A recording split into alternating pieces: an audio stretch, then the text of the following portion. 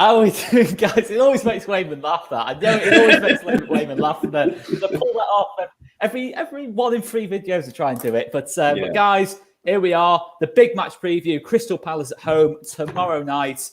Joined by Joe Hill once again from All Stats, aren't we? How are you doing, Joe, mate? Yeah, I'm good, thanks. I'm really looking forward to the game. It's been quite difficult this weekend, going through the whole weekend of games and having to wait till the Leeds one. So I'm quite excited for it now. Yeah, thanks for having me on again. No problem at all, mate. No problem at all. Last time we had you on, we won the game. Newcastle, there. So, keep the omen going. Keep the omen going. Absolutely. Ben Stead from Talking Short, how you doing, mate? Yeah, all good, mate. All good. Like Joe said, it's exciting to, the long wait to Monday is not great, but once you get there, it kind of it's a good start to the week if it's a positive result, which obviously we're all hoping for after the result and the away fixture. Absolutely. It's revenge, isn't it? I think me and Joe have kind of hammered that home against the Crystal Palace fans yesterday when we had them on the opposition preview. Check that out, guys, if you haven't done already. 2 top guests from Crystal Palace. And yeah, it is all about revenge, isn't it? Tomorrow night, Joe. Yeah. For me, we'll have to remember it's Joe H and Joe, won't we? Because we had issues last time. I think that's the big thing for me, and I think a lot of Leeds United fans is we look at that reverse fixture and think it's not a 4-1 game, and it was really frustrating and hard to take, especially from the outside looking in, because we'd just been beaten 4-1 by Leicester. Then 4-1 by Palace, and the rhetoric was Leeds can't defend, Leeds are no good, have they been found out? All this sort of rhetoric that was getting thrown. And when you actually watch the game, it wasn't a 4-1 result. They got very lucky for me. We all know about the Bamford bloody VAR offside as well. It was terrible because it was a great move as well, around the corner. And yeah, I mean, he was offside for pointing basically, which is insane. So it's one as a fan. I have no axe to grind with Palace, but it's one as a fan I want to really win, because it's we didn't deserve to lose 4-1 last time. I think the players will have that mindset as well. I think we've seen that a few times. They go out to right the wrongs like they did against Leicester. So hopefully we'll see something similar, mate, on tomorrow night. Yeah, absolutely. As you said, we righted the wrongs against Leicester, and why can't we do the same again? I think as good as Palace can be, I don't think they're anywhere near Leicester, to be honest, in that sense. And obviously, just before we get into it, guys, make sure you smash the like button. Just under 100 of you watching us now. Guys, smash that like button. Get subscribed if you haven't done already. And yeah, let's get on with it. I think the big thing really to start off with is obviously probably Palace's best player for me, and what the Crystal Palace fans agreed, to be fair. They said that Zaha obviously is out of this game. It's going to be out for a couple of weeks. That is an absolutely massive, massive boost for our chances, isn't it, Joe H?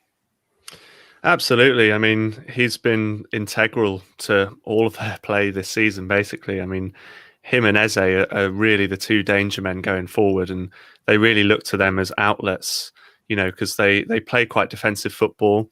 They don't really have a problem with, having 35-40% possession, and then they'll just release Zaha, and the quality that he's got is just unbelievable. He's a top player. So obviously it's a real boost for us having him out, and the next danger man is Eze from there. So you just wonder whether Eze can do it all on his own, because the pair of them together, they can be lethal. So yeah, absolutely big boost for Leeds.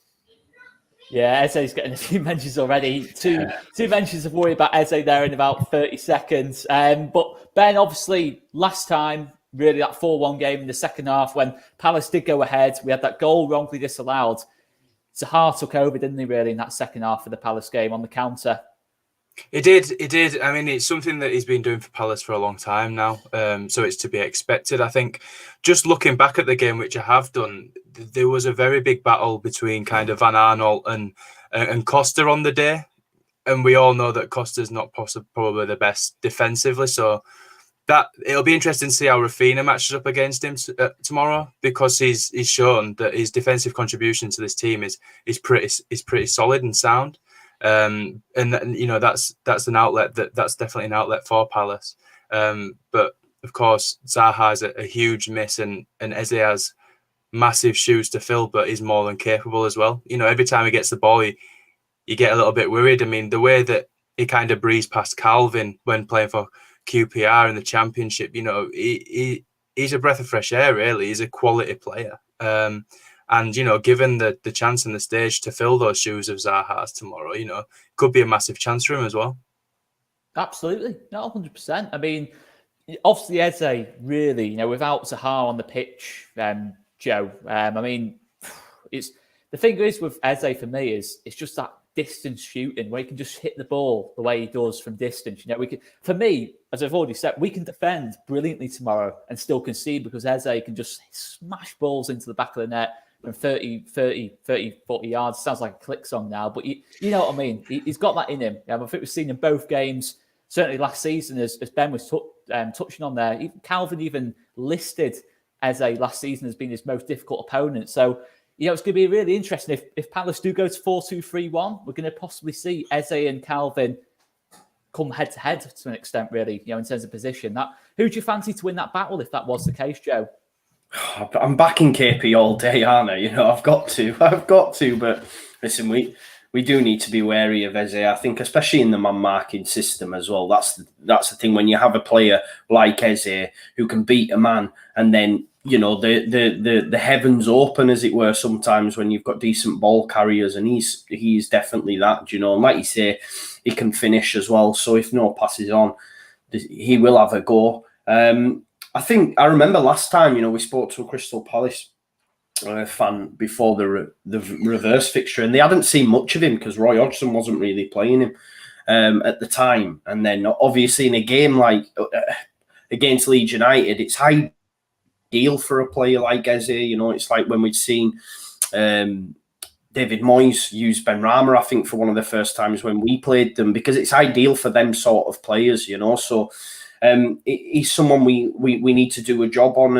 And if I think the great thing is, and the Palace fans touched on this as well, is when Zaha and Eze are playing together, it reminded them of the Zaha-Balassi partnership in that when you've only got Zaha, you can just concentrate on Zaha, double up on him, everything's all right. But when you've got Eze and him at the same time, it's two players to think about. Whereas, luckily for us, Zaha's out. So for me, their main threat is Eze, and we can give some, special focus on him. And I think one thing that I was maybe concerned about was if Bielsa would change, slightly, make little tweaks here and there. And I think we've seen it. And I think it'll be similar against Palace tomorrow night. And I do fancy us. But listen, all players need to have a good game. It's not ideal if they go 4-4-2. I know we're going to touch on it, that would have to switch to a back three, because I do really see down that right hand side, Rafinha and whoever plays at right wing back can cause them real problems down that side up against Van Aanholt. So I hope he does go with the 4-2-3-1 if I'm being honest. But I know Joe touched on off air. I think that's due to the fact that he's trying to get Zaha and Eze in, and he doesn't have that problem tomorrow. So it'll be interesting to see. Well, I'll bring it back to you, Joe H. Obviously, Palace, as Joe said, they do switch from one to the other. And I think obviously the Palace fans yesterday said that away from home, they've tended to play 4-4-2, but they're not afraid to start the game 4-2-3-1. I mean, what would you, if you were a betting man and you had to kind of bet where Eze's going to play and what kind of system they're going to try and play against us, what would you be thinking it will be tomorrow? I think if I was to put a bet on it, I would say that they're going to go back to their 4-4-2. Over on the All Stats Aren't We channel, we had the opposition view as well, and that Palace fan reckon that it was 4-4-2 as well, with Ayew and Batshuayi up front and Eze on the left wing. If that is the case, then that means we'll probably have Ayling at right centre back and Dallas at wing back on the same side. Which kind of makes me feel a little bit better about Eze playing there, because it means we'll have Ayling and Dallas able to double up on him potentially, who are two, decent defensive players. Whereas if Eze's in the number 10 role, it's just going to be a 1v1 with him and Phillips. And just speaking about that before, it reminded me of Phillips getting that red card against QPR in the last 5 minutes, when he was obviously so frustrated, and having man marking Eze can't have been helped with that frustration. Mm-hmm. So in a way, I almost hope that Eze's out on the wing, just so we can have Ayling and Dallas potentially doubling up on him. That's a very, very fair point. I mean, I remember the game at Ellen Road when we beat them 2-0 and we played really well that day. I think it was Stuart Dallas followed him for a bit. Then Aidan went and followed him. It was just what I really liked about that game at Ellen Road was that Bielsa, it's probably the first time in Bielsa's Leeds career I saw him really adapt just to like one player, just to kind of mark them out of the game. And I mean, would you expect that again tomorrow, Ben, in terms of being at home? Eze probably carries at least half of what Crystal Palace's goal threat is going to be against us. I mean, do you think that's probably worth the risk? Just literally getting 2 or 3 people across just to try and stop Eze? I think it's the sensible solution to the problem. Defensively, we haven't been great this year. So keeping their major threat quiet seems the top priority. The attacking side of our game comes naturally to us now. The players are well drilled, and we've seen it. I mean, even against Everton, we were unlucky not to get a result there. It's all-out attack is our game, and I just feel like if we can keep their threats limited, we're in with a chance. I mean, not only are we coming, we've spoke about revenge, we're coming off of the back of a defeat after a really good performance as well. So we talk about righting wrongs, but that's really a wrong that needs righting as well, because we played well. We deserved a point, if not a win against Everton. So we need to go and put that level of performance in again, but get the result this time, especially at home. We need to increase on the own form as well. And, clean sheet won't go amiss either. But I know I don't want to ask for much. But going back to your original point, Oscar, sorry, is that for me personally, Dallas is the perfect man to kind of follow Eze because he's an engine. Defensively, he's comfortable, and he wins the ball back and he's decent at distributing. So sensibly, that's probably the best bet. I think he loves doing it as well, Dallas, doesn't he? I think he loves that challenge. When Bielsa sets it in, just to following someone all around. I think he saw him do it against Villa. With Jack Grealish. Did it? I swear he did it in the second half against Leicester up against Maddison as well. Maddison. Yeah. Like he just followed him everywhere. It looked like at time he was playing at left back and Alioski just ahead, but I think he genuinely was just following Maddison everywhere. And if we're being honest, Maddison didn't have a great game for me against Leeds. And I think, last time out, he got 2 assists in the game just played. I think, was it Fulham maybe? But it just shows, man, Dallas is ideal for that kind of role for me. Definitely. I just wanted to ask Joe as well. I don't know if there's been any sort of analysis done, but I picked up on it in our watch-along list, and I might be seeing things, I don't know, but it felt to me, because I mentioned it on the stream to Oscar, I think Oscar just rubbished it, to be fair. But I'm just saying about, it seemed to me when the man-marking system was being broken in the last game out against Everton, it seemed like Calvin was committing and leaving his man a little bit and coming out to meet the player so that there wasn't such a big chasm. I don't know if that's something that you guys have picked up on, or am I just imagining things? Because it felt like that to me, like actually someone's saying, do you know what? I'm going to fucking negate my responsibilities there because we need to go and press this player that's running into just free space. Yeah, absolutely. I mean, that's a problem that's happened. Well, we saw it. The first time I properly noticed it was in the Man United game, but I'm sure it happened way before then. But it's this centre-backs driving out thing. Yeah, it probably happened in the Chelsea game quite a lot as well, where the opposition centre-backs pick up the ball and they just drive through the centre of the pitch. And because we're so locked into our man-marking system, no one wants to put in that challenge. And I think that Bielsa's started to recognise it. Like, Joe, you mentioned earlier that there's been a few tweaks this season. And I think one of those massive tweaks to our game to make us slightly better defensively has been that people are starting to leave their man. If they see that situation happening, they're making sure that there's cover behind them and that they're not going to expose themselves. But also they're not afraid to go towards the man on the ball. And I've noticed Harrison doing that quite a lot. I've noticed Dallas doing that quite a lot. So that seems to be working in terms of stopping the centre-backs driving forward with the ball. But obviously, if we get it wrong, then it means that the player that they've just left is going to be in on goal. So it's sort of high risk, high reward thing. But that's sort of Bielsa football in a nutshell, isn't it? I think we saw it quite early on in the last season when we played Swansea at home, and I remember it sticking out. Van der Horn playing centre half, and we lost the game. We lost the game 1-0. But that's when I first noticed the centre half driving into space. And you look at the Brighton game a couple of weeks ago, Ben White wasn't playing centre half, but the way that it was driving down the middle of the pitch, you kind of saw it there as well. So that is something, that's a very clear vulnerability of ours. But it's hard with the man marking system to be able to negate that, because like you said quite rightly, you leave your man and take up the man that's if you're closest, you've got to go close down, but then you're leaving someone else free. So it's, like you say, it's high risk and reward. That's what I mean. I just remember seeing it and mentioning it because it seemed to me a few times. I can't remember which player was carrying it. It might have been Mina, but I kept seeing Calvin coming out to it and leaving. And I made a point of saying it because it's not something we're used to seeing. So I guess it's something I'll have to look out for tomorrow. But it then definitely looked to me anyway. But listen, I'm not as knowledgeable as the majority of fans. To be fair, I'm that guy that just goes Kiki, bring him down. But yeah, it did look to me like they were saying, do you know what? Look over the shoulder. We're fine here. I'm going to go meet that player with the ball. And I noticed that in Phillips. Sorry, Joe, to interrupt, but I just noticed the same thing in Phillips in the Leicester game. Yeah. I thought he had a really physical game. And one thing that I thought it could be to do with is the 5 yellow cards thing, because a few games before he picked up that 5th yellow card, I thought he looked a bit too cautious for me. And now, obviously, it's reset and he can get 5 more before he's banned again.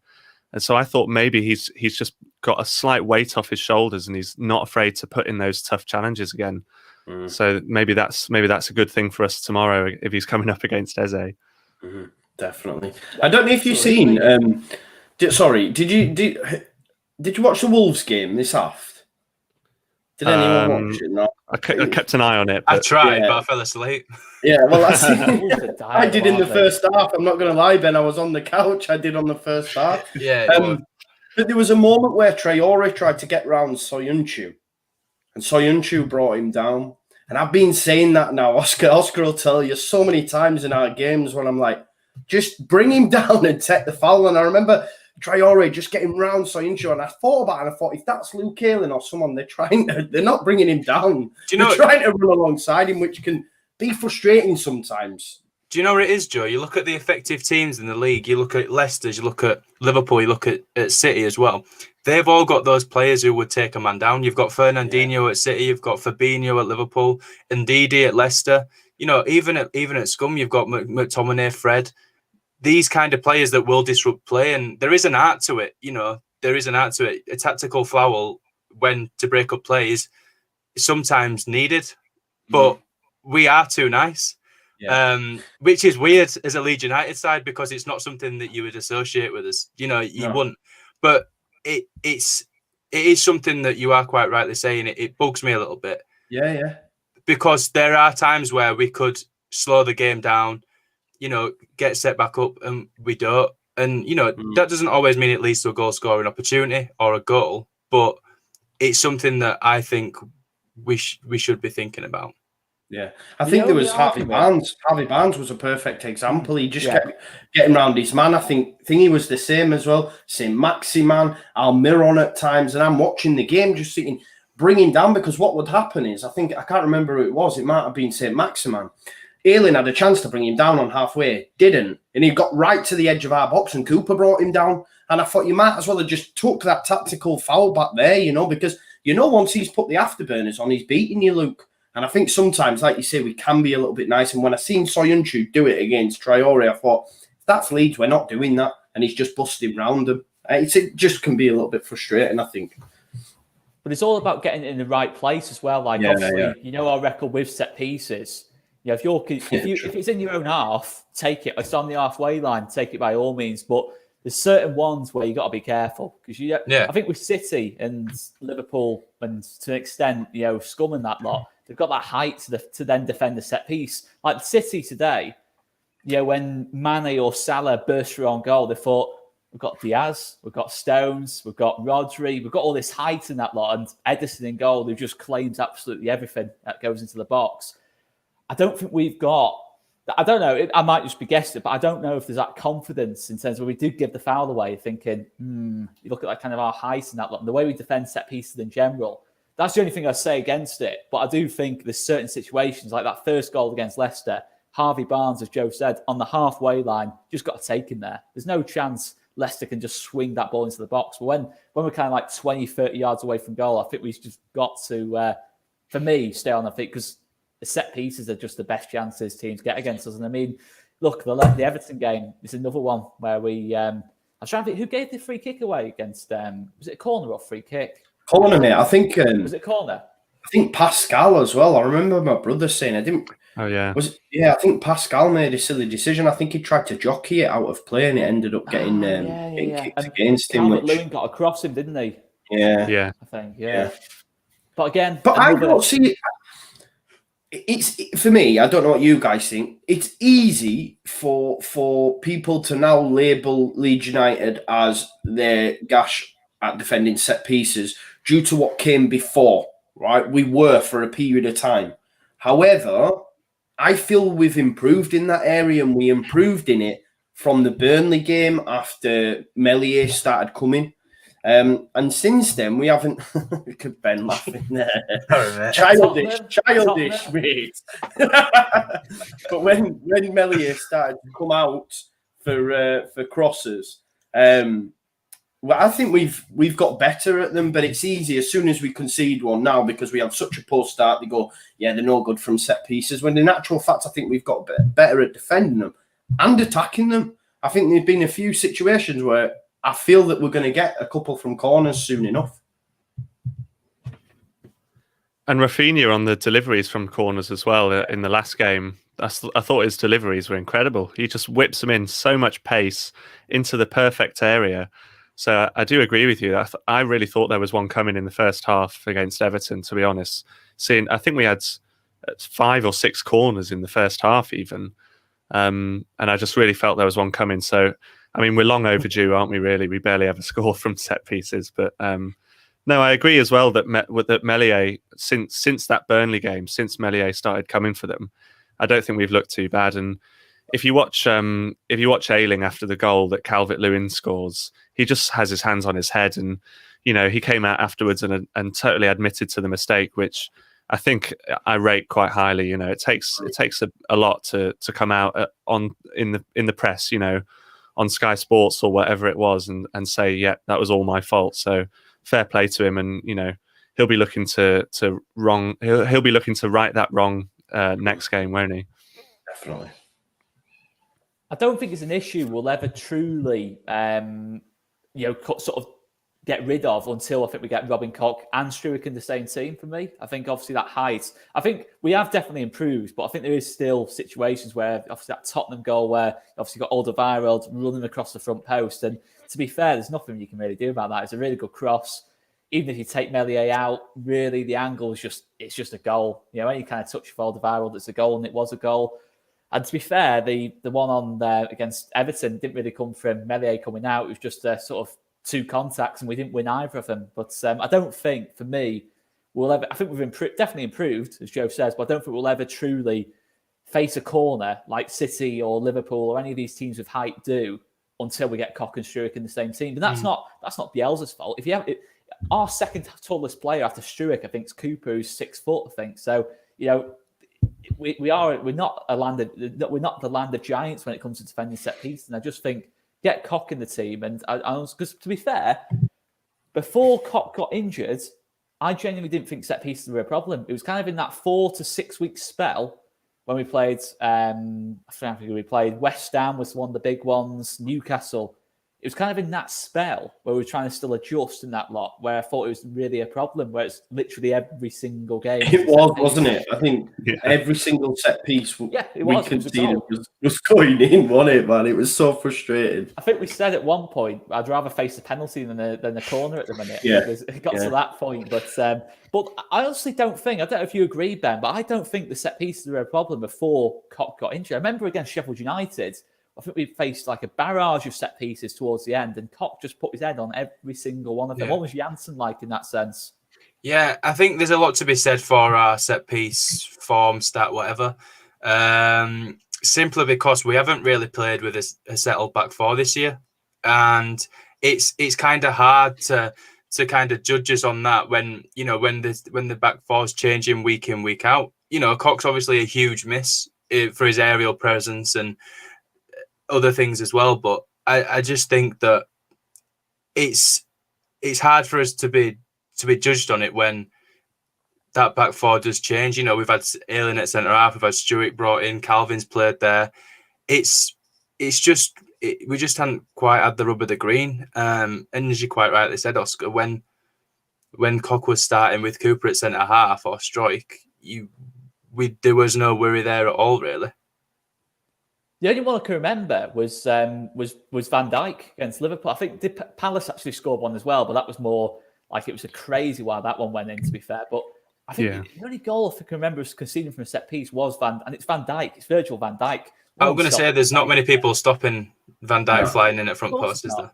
No. Like I remember Robin Koch got absolute pelters after that goal, when they said, "How can you let Van Dijk run off you?" I'm thinking, he's like 4 foot taller, you know what I mean? It wasn't exactly a dream debut, were it, with the handball given and that. But it was unfair criticism, in my opinion. Yeah. No, absolutely. Well, obviously, we discussed a little bit about the set piece, a little bit about Palace's potential formation. I think we've agreed that it's probably going to be a 4-4-2 that we're going to face up against. And obviously, off camera, we discussed possibly Leeds' starting 11. And I think we did sort of mention this in the opposition preview.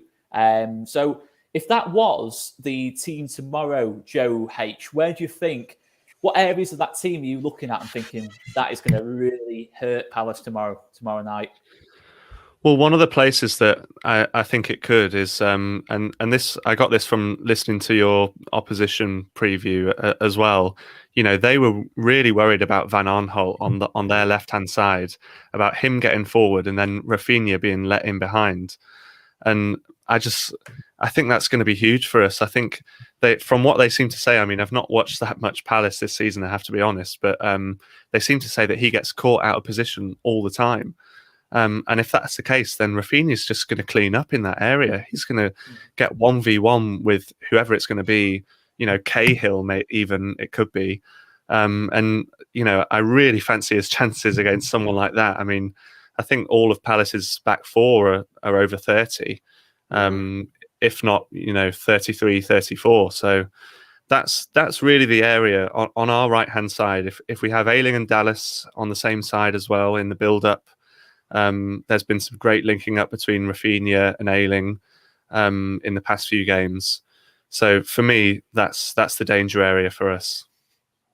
And I guess, Ben, I think probably the only area where I think out of the 10 out of the 11, for me, 10 out of the 11 are pretty certain who's going to play. I think the one area where I'm kind of debating, I think we've all debated, is potentially between that midfield three and the front three, who's going to play in between the lines? Is it going to be Click? Or could it be Roberts? Because obviously Click came off came off early after an hour against Everton, rightly or wrongly. I mean, I guess 2 questions. Who would you start in the number 10 role? And who do you think will start in the number 10 role? The answer to both the questions are Click, in my honest opinion. I do think that the team will be unchanged. And Click's frustrated me. I ain't going to be one to sit here and criticise him because he's a workhorse and he always puts a shift in. But there has been times this season where he looks a little bit leggy, he looks tired, stray passes. And it has been, as a fan watching, a little bit annoying. But for me, as much as I do like Roberts and I still see him as a prospect, he comes on and he has an influence on the game, but without any real impact. He looks good, but there's no end product there. There's no goals. There's no assists. There's no real kind of like... There's no direct threat. Yeah. You can, and for me, Click, what he does off the ball is massive for us.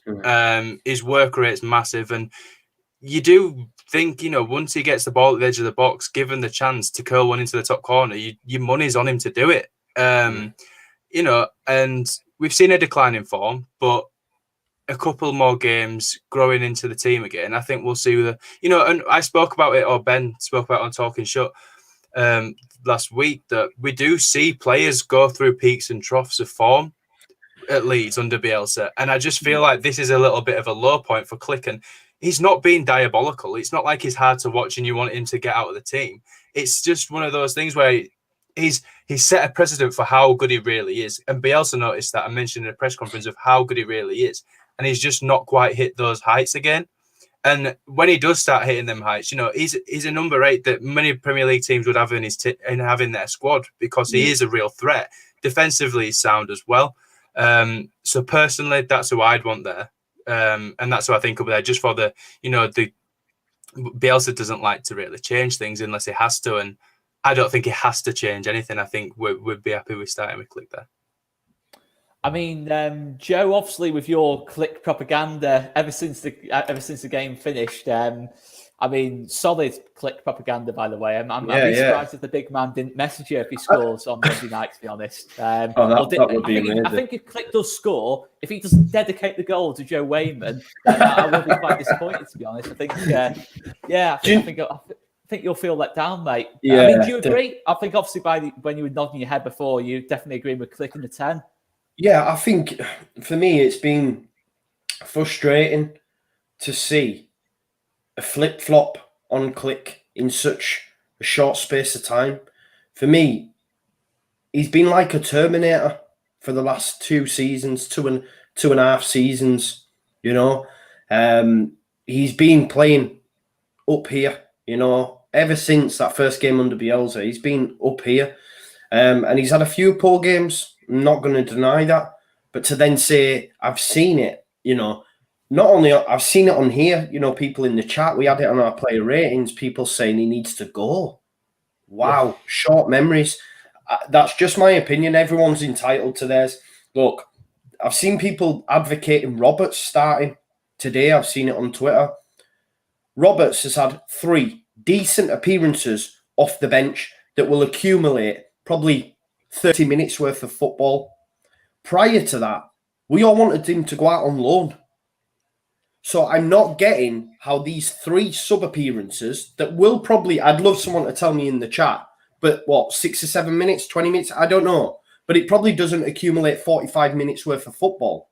And people are saying, let's get him in and start him for a full 90 against Crystal Palace. Look, if Bielsa does, I'll be surprised and I'll eat my words. But I can't see it, and nor will I advocate it either, because only 3, prior to these 3 sub-appearances, you would find it hard to find any Leeds fan that would have said get him in. Because I was seeing, if Roberts is the answer, then what is the question? All this sort of stuff. I was saying he needs to go out on loan. Let's get him out on loan. I think a lot of people were saying that. But Derby were mentioned. We were going maybe Bournemouth or someone like that who's pushing for something. So I then find it hard that in them 3 sub-appearances, sorry to repeat myself, to then say, yeah, the guy should be starting ahead of Mateusz Klich, who's been immense for 2 seasons. Yes, he's not great now, but like Ben said, we've seen players under Bielsa play themselves into form. I remember Ayling, injured, came back early, was not great. Jamie Shackleton had done an amazing job there for the time that Ayling was injured. And I was a fan advocating Shackleton. He's come back too soon. He's not ready. He played himself into form. And that's what happens under Bielsa. Players play themselves back into form. And I've just got a feeling the man's going to score tomorrow, and I'm here for it, and I want it to happen. Because, like Ben said, I dare say, if that ball drops to Click, that dropped to Roberts in the dying moments of the game, he's getting it on target. Roberts had time to take a touch and maybe put it in the back of the net. It was so frustrating. He just bombed it straight over, It was a lovely pick out from Bamford as well. So, I wouldn't advocate Roberts just yet. He's done okay, off the bench, but that's all it's been. 3 decent appearances in how long? When he started games in the Cups, he's been gash, and that's facts. And that's, I know it's not facts, it's my opinion, but I think a lot of people would agree he's not been great. I think the thing is with Roberts is that he's versatile. I say that loosely mainly because I don't know what his best position is. Personally, from what I've seen, I prefer him as a 9. but we've seen him as a striker, we've seen him as a 10, we've seen him as a winger, and we haven't seen a standout performance in any of those positions. But then you reflect that and you look at Dallas, for example, who you would call versatile, who's played left back, right backs, central midfield, and looked comfortable and capable in all those positions. So it's a frustration because, from day one when we signed Roberts, he was signed with an injury that kept him out of the team for quite a long time. And we do seem to forget that he's still a young, progressing footballer that probably does need minutes, but he also needs a confidence boost as well. So my idea and thought process around him going out on loan would be not only to get minutes, but to just suss out where he feels comfortable playing. And then, going out and smashing it. If it's a striker, all right, go out in January and get yourself 10, 12 goals. If it's in his number 10, go out in January, get yourself 5 goals, 5 assists, share it out, become that rounded player. Or if it is a winger, I don't think it is, but we've seen him there before, go out there and prove that you can beat a man and get the ball in the box. And it's just something that I haven't quite seen from him. And don't get me wrong, it's been tough for him because he has had little niggly injuries that have kept him in and out of the squad. But he's not even had any consistent kind of minutes, even in the Championship either, really. I mean, we saw him take over from Bamford last season when he played against kind of Preston and, like I said, as number 9.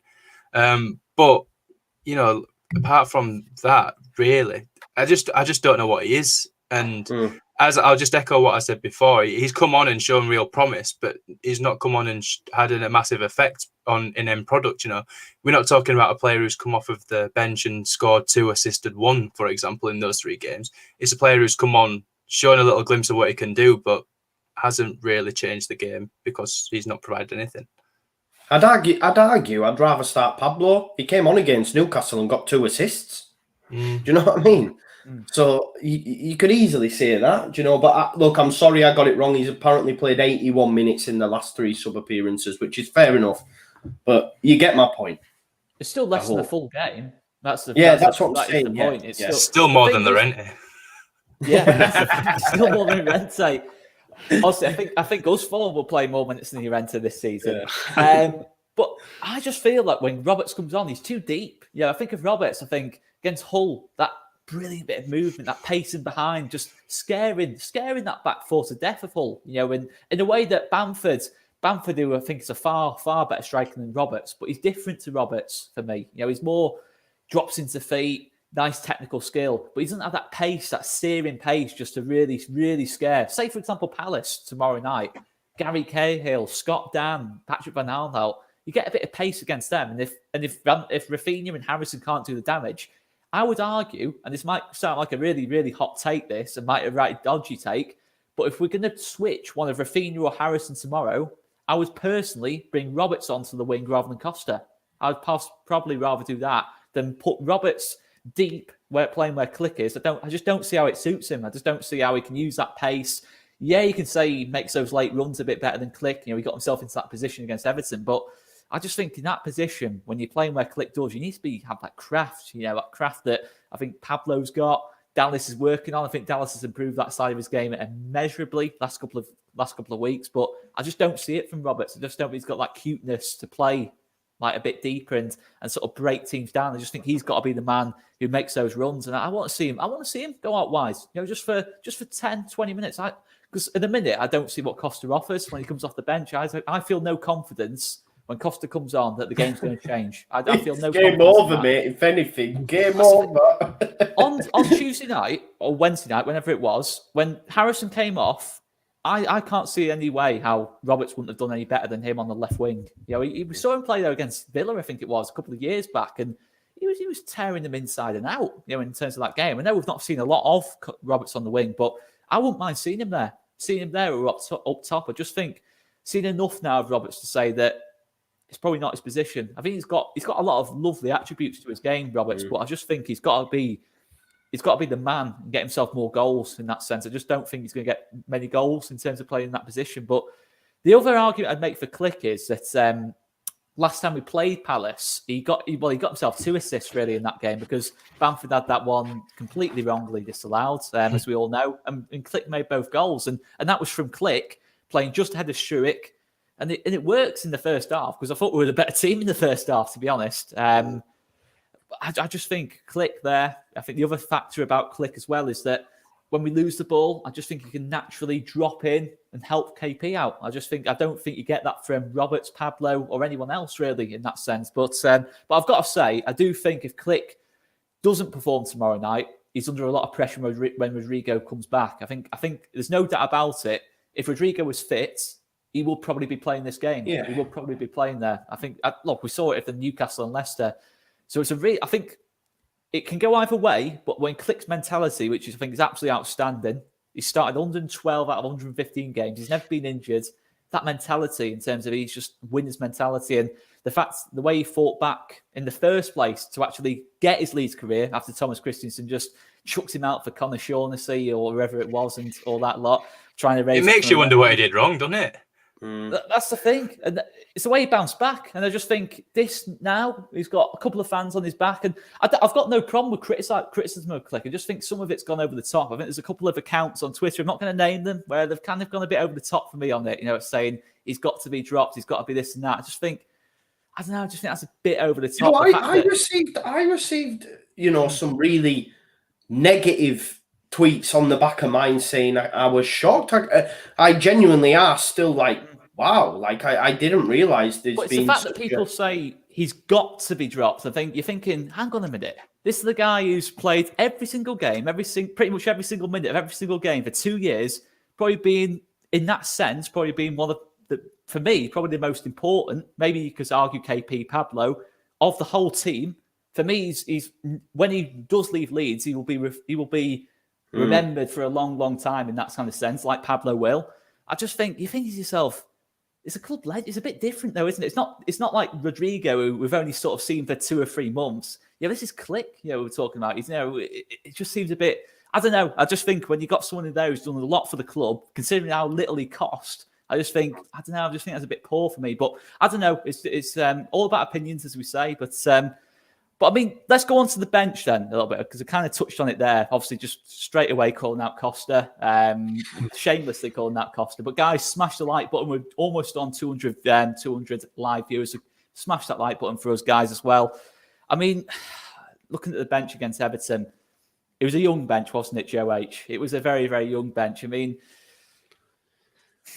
obviously looking at the under 23s today, you've seen Somerville, Gelhardt.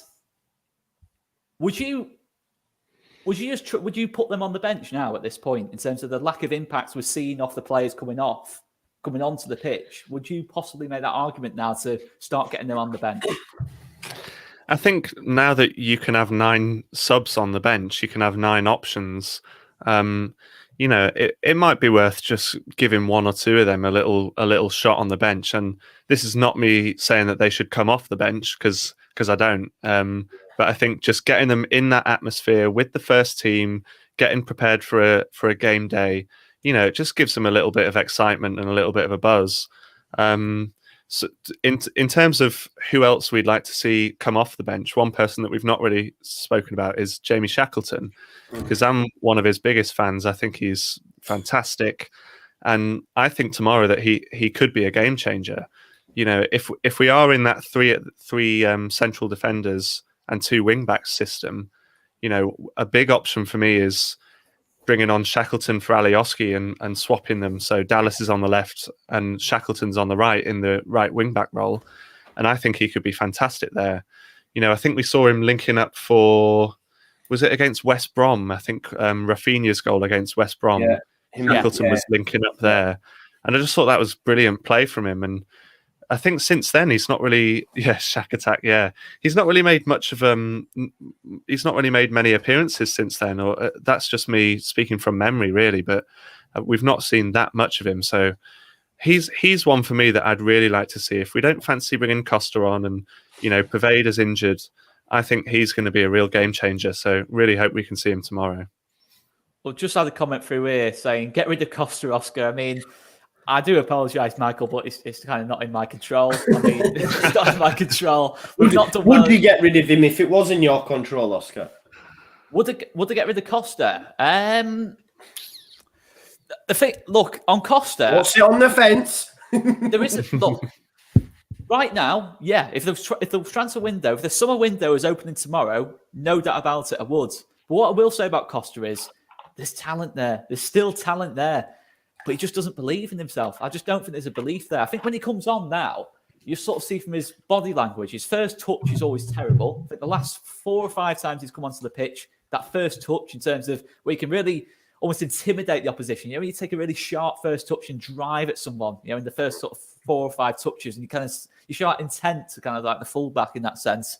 I don't really see that from Costa. And I saw it at the start of the season. I saw it at times last season, quite a lot last season, but the talent's there because when he gets a chance, Fulham, probably his 2 biggest chances of the season, he just takes them with perfection, to be fair. With the way he finished both chances, that chance he created for Liverpool. I know it was a while ago, but that was when Costa was on it. That was Costa with confidence.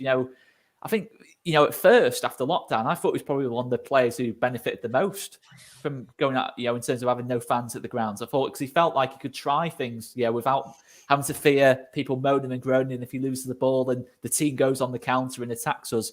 I just thought he played with a lot. I think Fulham as well, towards the end of that season where we had to win the game and he sets up the first goal. The talent's there with Costa. Not as talented as Rafinha.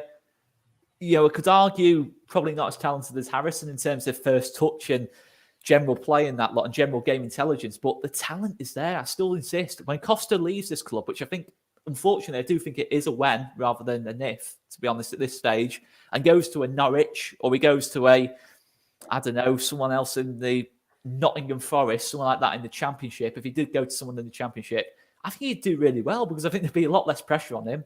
I think with the Bielsa system, it's just, I think he struggles with that as well in terms of the tactical expectations and that lot. I think sometimes you saw it last season where he wasn't, I think Bielsa touched on it as well, when I think obviously him and Nketiah last season where they hadn't quite adapted fully to the Bielsa way of thinking. I just think the talent's there, but he is the most frustrating player, probably top 5 most frustrating players I've ever seen in a Leeds shirt. But I do have that feeling that if he puts one game together, he can still turn it around. But right at this moment in time, I think you've seen a player with a shocking body language and has really got to step it up. I mean, what would you say, Ben? Would you be on keeping Costa or not even kind of thinking of that just yet?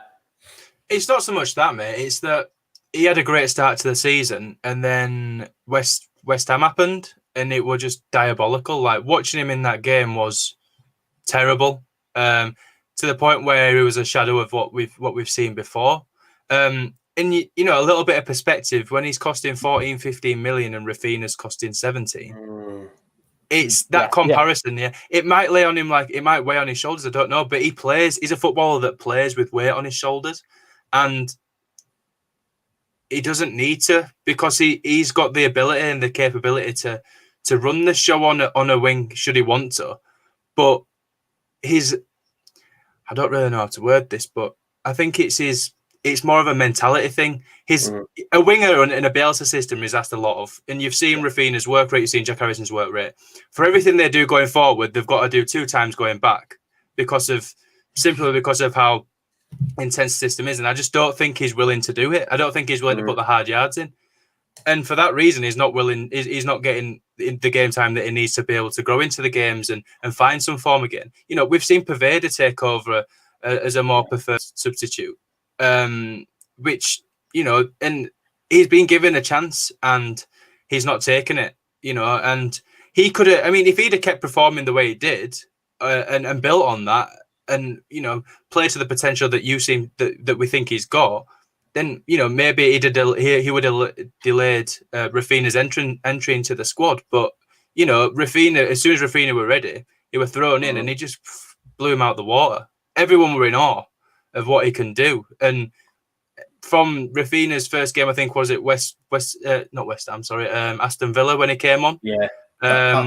Ever since that game, he's got better and better and better and better. Yeah. And Costa watching that, you either think, right, I'm going to go into training and I'm going to learn, I'm going to watch, and I'm going to do exactly the same as him, and I'm going to do 10% more to catch the eye of the manager. And then when I get my chance, I'm going to do exactly the same on a match day.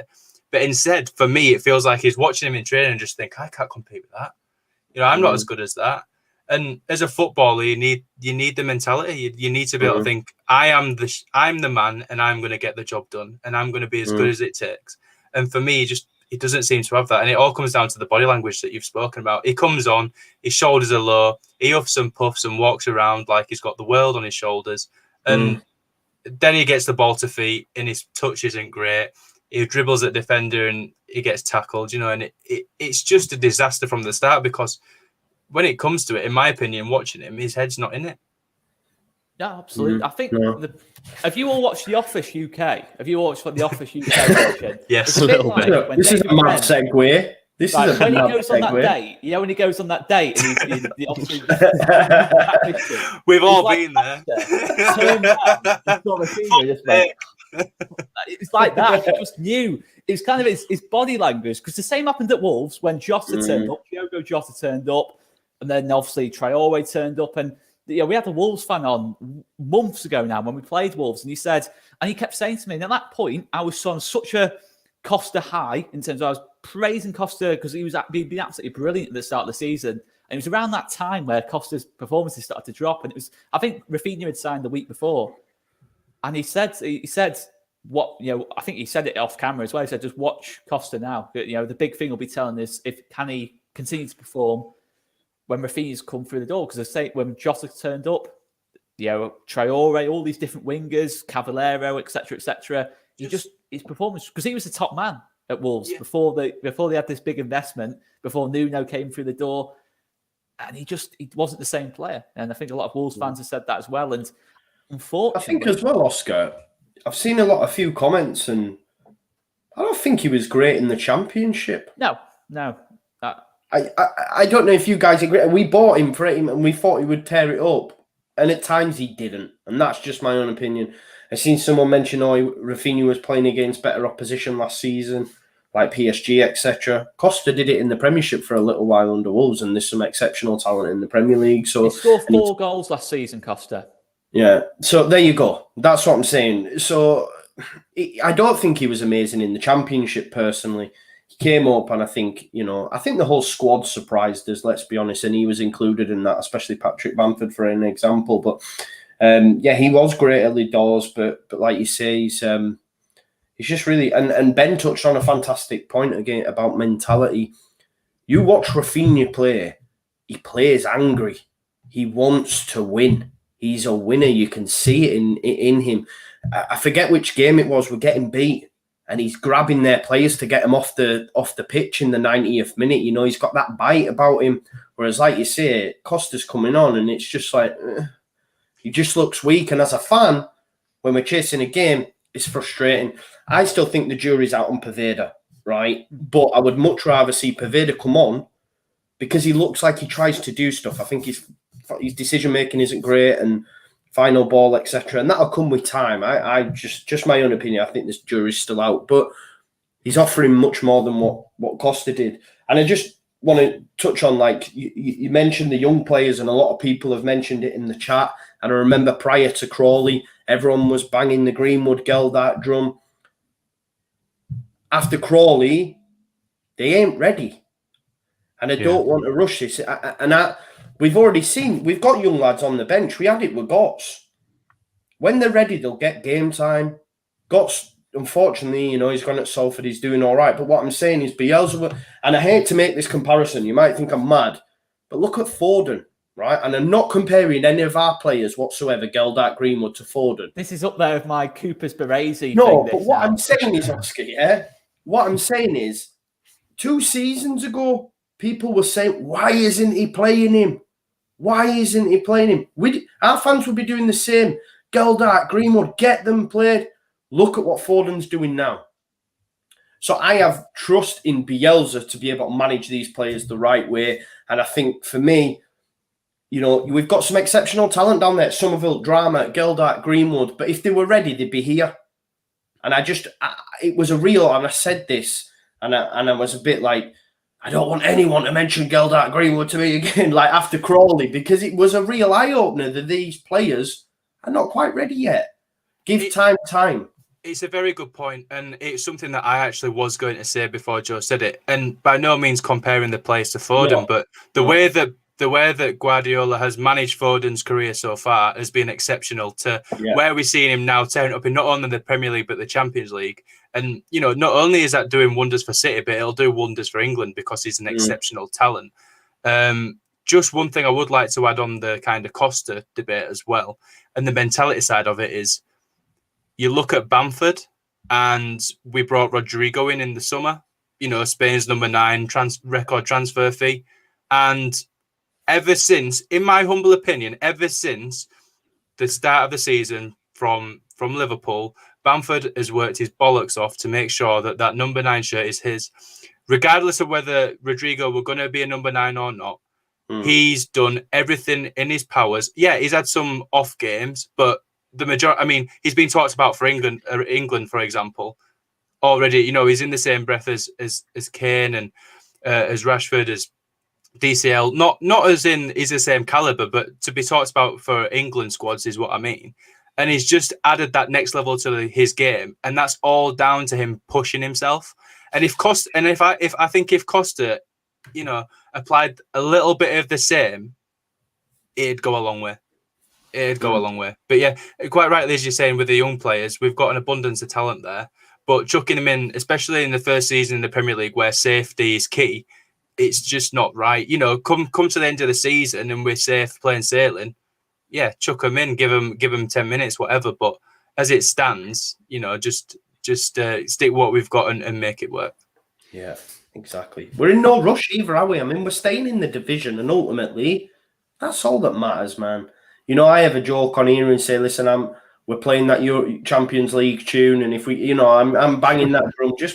It's all fun, it's all jest, but we're staying in the division. We'll be fine. We don't need to rush these players.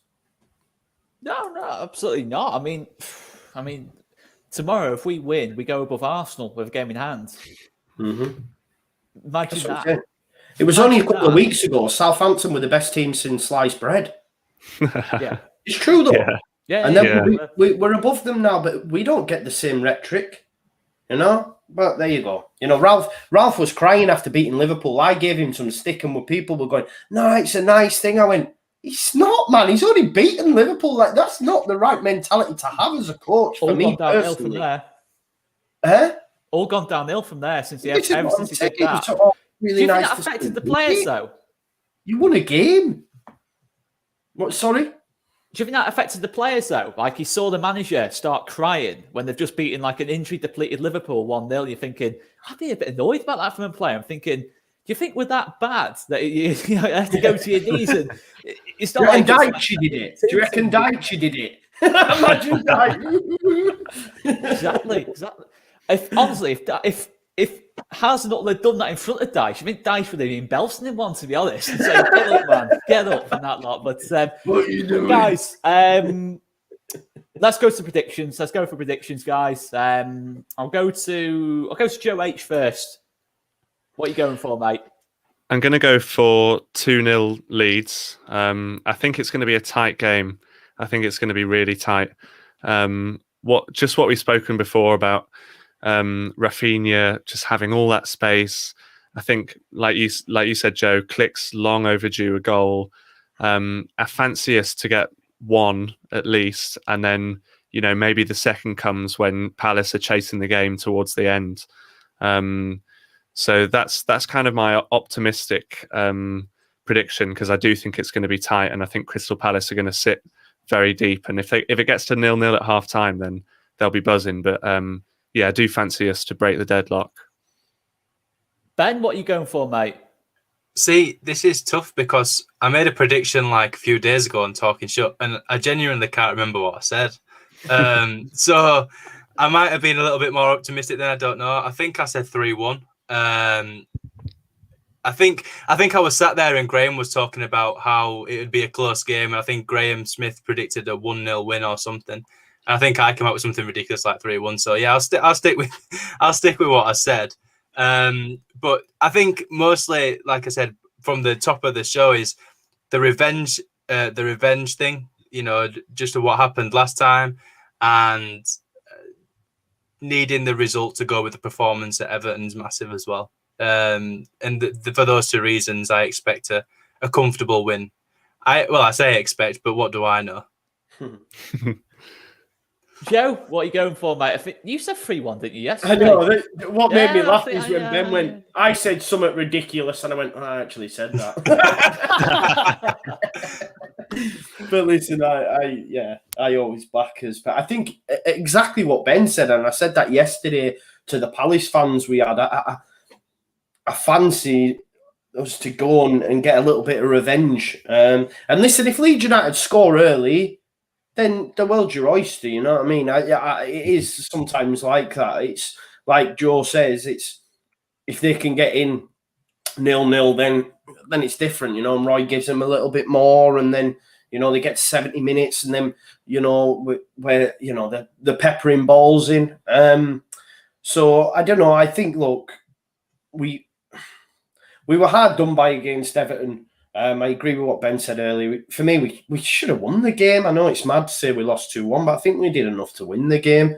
It was so frustrating seeing Olsen against Scum, how poor he was. Yeah. And I think, you know, he had a worldie against us. Do you know what I mean? It was so frustrating. Yeah. We probably played better for me against Everton than Man United did last night, to be honest. Yeah. But it was frustrating. It seems to be the case, doesn't it? We've had a few times this season where keepers have had decent games against us, to be fair. But I've seen this a few times. Is there an issue with the weather or something in the pitch? Yeah, I mean, I saw that earlier saying it's gonna get called off if you know it snows too much. But I think, you know, even if it pours it down with snow, they'll still put it on. It'll be fine. You know, they've got so much technology working, and it's a brand new pitch that it's going to be absolutely fine. I mean, I saw pictures on Twitter this afternoon of the ground staff working yesterday and today evening to keep the pitch in.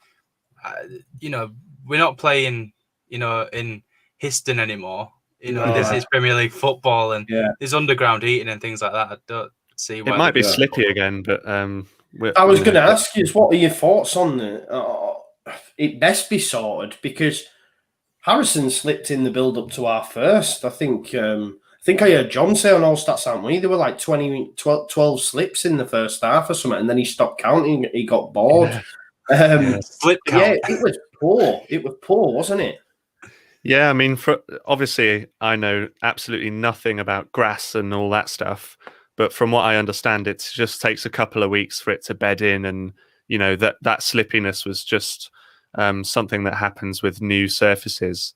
I mean, I'm sure that the snow can't have helped it. I'm going to be honest, so it probably still will be slippy tomorrow. But you know, maybe for the next home game after that, it will have properly bedded in. But like I say, I don't know anything about grass, so I could just be talking rubbish. I was going to say, I'd love to know the actual last time a Premier League game was ever called off for a waterlogged pitch. It just doesn't happen in the Prem, does it? So that won't happen. But yeah, my score prediction, I'm still going 3-1, Oscar, sorry. And Click's going to score. I tell you, I just know he is, man. And I want him to so bad. So bad. I'm going to go a bit more romantic than that. I'm going to say 2-0. I'm going to agree with Joe H. And I think it's going to be one of those games where the first 60, 70 minutes going to be really frustrating. Palace is going to sit in. But I think the age factor of that back four, I just don't think it can go in 90 against the intensity of Rafinha, Harrison, Aiden on the overlap, Dallas, all this energy around them, Click, Bamford. I just think eventually they'll cave in. I think with Sahar not on the pitch, I just think the ball's going to keep coming back to them. I think we're going to be well on top in the game. 70% of the ball and all this lot. I'm going to actually say, I think Pablo's going to make an impact tomorrow. I think Pablo's going to come on. And I think he's just brilliant at breaking teams down. We saw it last season. I think it almost is like a championship game to me tomorrow in terms of we'll have a loads of the ball. Palace won't look to really, other than on the counter-attack, won't really push up against us, I don't think. I just think it's very much like a championship game. And I just think Pablo, a bit like last season towards the end, will come on, 20 minutes to go, and we'll have an impact on the game. I'm going to go that precise with it anyway. But I'll go 2-0. But Click will score as well. Click and Pablo to be romantic in that lot. Nice. But yeah, I guess just coming up to just over an hour, guys. I guess we will leave it there anyway with our big match preview. Joe, just remind us, mate, where can we find you? Yep, so it's all stats, Joe aren't we? Joe H. I thought you were asking me then. I was going to say, what are you talking about? Yeah, so all stats, aren't we, and on Twitter, and that just we look at the tactics a bit more and all the statistics, and there's a podcast and there's loads of content there, so go and check that out on Twitter. Yeah, definitely do. It's great. It's expanded my knowledge of the game a little bit, just a tiny little bit. Me too. And Ben, we all know this. Where can we find you guys? Yeah, talking shut. We do exactly the opposite of what Joe does at All Stats that week.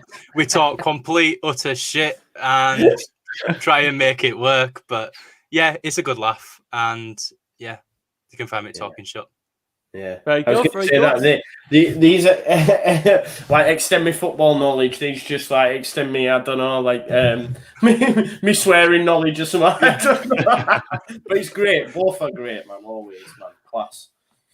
But yeah, to be fair, there's a lot. To be fair, I'm surprised just before signing off that no one's mentioned Brentford to me after the quiz shenanigans yesterday. Yeah.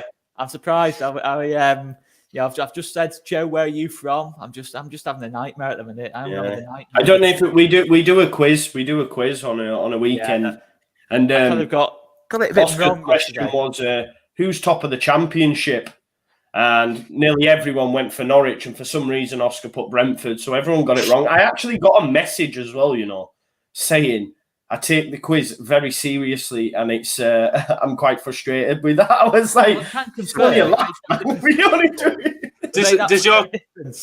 Does your quiz have spiders, Joe? We did the first one. We did put it in. Yeah, we did put one in just for banter. It was a car crash. That wasn't it? I mean, I don't remember if I'm completely honest. Oh, really? You're drunk? Yeah. If anyone wants to see that, I'm sure you can find it on the internet somewhere. I started clicking people's names, didn't I, Oscar? Thinking, I'll just start. We've not forgotten about that. And there was a guy who was leading, and I clicked his name, and it just kicks him off the quiz. And he was like, "I was winning." I didn't even know. I was like, "I'm so sorry." It'll improve next week, though. It'll improve. Yeah. I mean, me and Joe will probably kicks off next week. To be fair, after our shenanigans. But guys, of course, tomorrow night we'll be back with the usual match day content. Live from 7 with the live lineups. Yeah. 7:45, we start the watch along. And then about 15 minutes after the game, we'll do a live post-match reaction. And then probably straight after that, we'll get into the player ratings. A bit of everything, guys. Tomorrow night, there's no better place to listen to the game. So watch the game by all means, but mute it, because you don't need to know Stuart Dallas is the Yorkshire born. You don't need to know that. We all know that. Or Bielsa's called Matt. Listen to your alternative commentary, and you can't go wrong, guys. And I think we'll leave it there. We'll do the awkward way to finish off with. Smash a like, guys, and subscribe if you haven't done already. We'll see you tomorrow night, guys. See you later.